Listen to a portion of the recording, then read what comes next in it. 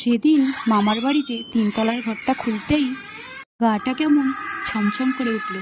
মামা তো বলেছিল এই দরজাটা কোনোদিন খোলা থাকে না, তবে আজ খোলা কেন? আর শব্দই বা কিসের? দিদা অনেকদিন আগে গল্প করেছিল।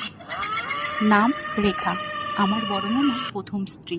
বড় মামা দ্বিতীয় বিয়ে করার পর এই ঘরেই ছিল তার শেষ নিঃশ্বাস। এই কষ্ট নিতে না পেরে শেষ করে দিয়েছিল তার জীবনটা।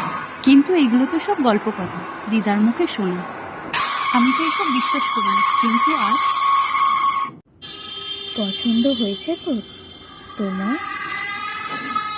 আমি এসব কি দেখলাম?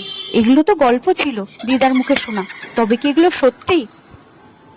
আশেপাশে পাড়ার লোকেরা কালে ঠিকই দেখে। মাম্মিকে দেখা যায় নাকি এখনো পর্যন্ত? বাবা শুনলেই গা শিউরে ওঠে, কখনো ব্যালকনিতে, কখনো ছাদে, কখনো বারান্দায়। তাহলে দিদার মুখে গল্পগুলো কি সত্যি?